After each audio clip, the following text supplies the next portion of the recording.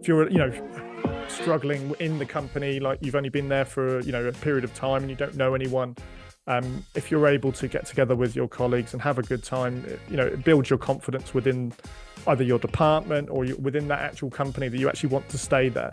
And one of the things that we focus on is ultimately creating that experience for them that is a good time and it's a good memory. So having fun at work and having a friend at work, ironically, is one of the most powerful reasons that people actually stay within a job.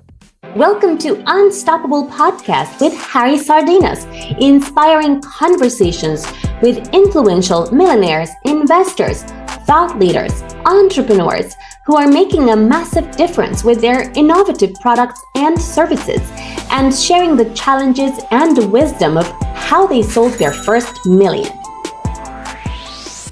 So how important is the experience? You've been doing this longer than me for 12 years. Yeah, I mean, it's very important to be frank, exactly the example you said. We do sometimes turn up at events and, there are people that do not want to be there. And ultimately, our mantra is all about we are fun.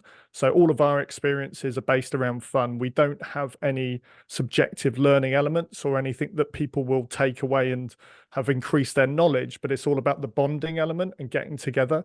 So team experiences where we call it kind of the water cooler moment. So effectively, instead of, not speaking to someone or you're speaking to someone on Zoom and you don't really interact with them apart from at work, if you go and do a crystal challenge with them for 2 hours and you're solving problems, you're having fun, you're overcoming obstacles, challenges, you're doing a bit of physical, you're doing a bit of mental.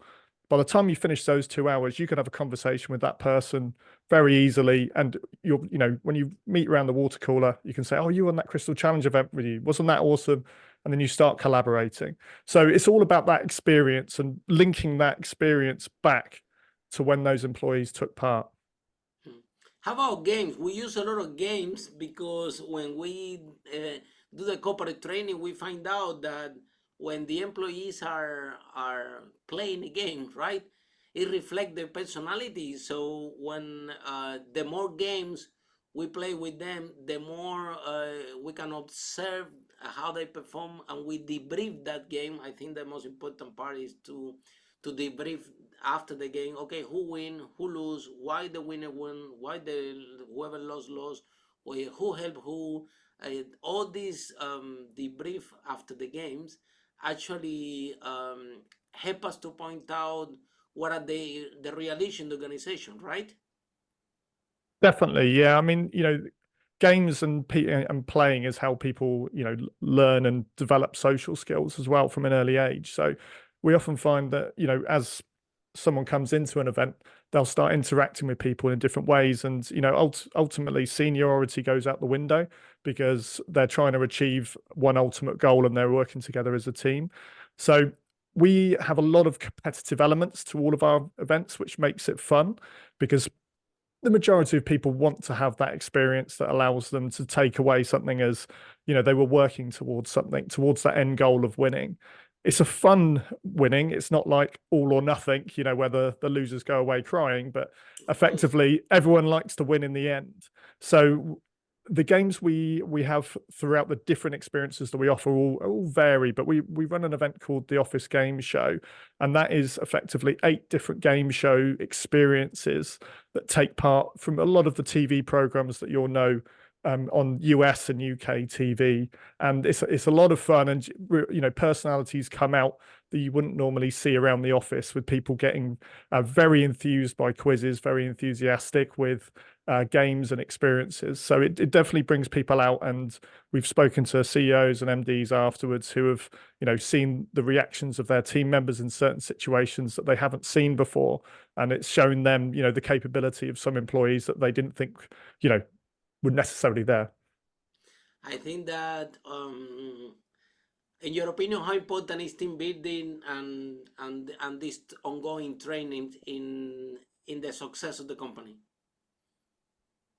Especially in these days, I mean, I think the big factor is with hybrid working or working remotely is the lack of culture within, especially within large organizations. Ultimately, you're seeing employees when you need them on a virtual call. It's just not the same as meeting them in person. So if you're able to meet up once, twice, three, four times a year, you're going to be able to reinforce that culture, whether that culture is fun, competitive, whether it's, very success driven, or it's just ultimately a really nice place to work. By getting everyone together and actually allowing people to have conversations, it's more likely that people will work together as a team outside of that event, and also push the business forward, going further onwards. Yeah, I agree with you. In today's business world, culture is one of the most important, probably the most important element, especially in the tech industry, and I think in all the industries out there, right? Social responsibility, how the employees, they feel as part of the organization. And yes, with everybody most of the time working online, the the companies could be out there without knowing that they are losing millions and millions of pounds in sales just because the teams are not meeting each other. There are no there is communication barriers. That is, it gets accumulated in the day by day. All these tiny issues. Oh, this person is like this, the other person is like this, and because you're online, all this reflects like that. And because this person is like this, I'm not gonna say my opinion. But then one day you bring them all together, you do a team building, and now everybody's relaxed, everybody share everything with each other, and this is key not that for the companies move forward. Sometimes could be in the range of millions what the companies are losing or are not making, just because in the infrastructure of the organization there is no enough effective communication, and it depends basically with the relationship between the teams, right? 100%. I mean, we ran an event on Tuesday for quite a large UK company, and it had been the first event in person that they'd done since the COVID pandemic restrictions were lifted. Wow. And there were actually people that were meeting for the first time that had worked together for years, and Wow, that that's shows, impressive. how people are able to still obviously continue to work, but it's the fact that you can work with someone for years because they're based all over the country. They haven't actually physically met up in person. Whereas usually, if you were sales and you were marketing, you might be in different floors or different sides of the Hmm, office, hmm. but you would be able to know who that person is. But Yeah, at least in the ultimately, lift or something, right? 100%, yeah, Or yeah. drink a coffee or go for a coffee or something, right? So tell us a little bit more. How they were happy? It was a lot of fun. What That was happened? a lot. It was a lot of fun. Yeah, we ran it's called a sports day event.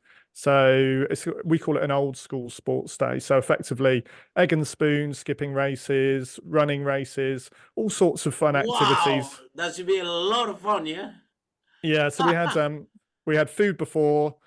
They then took part in a 2-hour sports day event, and then they had food and drinks afterwards. So it's like a 6-hour day essentially. But yeah, they had a great time, and ultimately, yeah, getting the team together, they said, they definitely want to do it more, and it's now something they want to do every 6 months, because already they could see the synergies where different departments were speaking to each other because they were put in different teams and put in challenges. Some of the sports day challenges were mental as well, so they had to work together to solve those problems, essentially allowing people to have conversations that they wouldn't normally have. Hmm. So you guys, can you share a little bit more with us? If you guys also do specialized experiences, if a company want to increase the sales, specialized experiences, the company want to, I don't know, want all the employees to arrive on time, or improve the customer service, or you guys or you only specialize in team building? So we specialize in fun experiences. That's our niche effectively. So we can do bespoke experiences if required, but we tend to focus on the And what having you good fun. at, yeah? Basically, yeah, and also we Yeah. enjoy it. Yeah. We have fun, the customers have fun, and yeah, I mean, ultimately we can put together. We've got a team of people. We've got games designers. People put together all of our events are our own, and we've got our own spin on them. We're able to create experiences depending on what the client is after. It would just require a bespoke element, and we can do that in house. The the more we do those training, the more we figure out that people, the only way to block the resistance within the company is to an experience, a learning experience that involves everyone and people have fun, right? Nobody wants to work in a place or to create a culture, right, where they cannot express themselves, and playing those games gave them the ability everyone to speak, everyone to express themselves. And some of them can even get the significance that they don't have at work because, I don't know, some people could be more experienced, but maybe they can win a game and have the moment. And this is very important for the team, right? Yeah, definitely. And, it's a confidence builder as well, because if you're, struggling in the company, like you've only been there for, a period of time and you don't know anyone, if you're able to get together with your colleagues and have a good time, it builds your confidence within either your department or within that actual company that you actually want to stay there. And one of the things that we focus on is ultimately creating that experience for them that is a good time and it's a good memory. So having fun at work and having a friend at work, ironically, is one of the most powerful reasons that people actually stay within a job. That is, so how big the companies can you handle? 100 employees, 2,000 employees? How large is your team, and how many employees can you actually work with?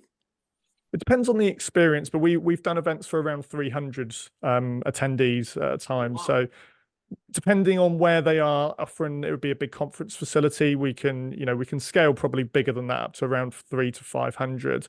But depending on the restriction is often the venue, because you have to provide a mobile experience for these attendees. So ultimately, the space is the big requirement.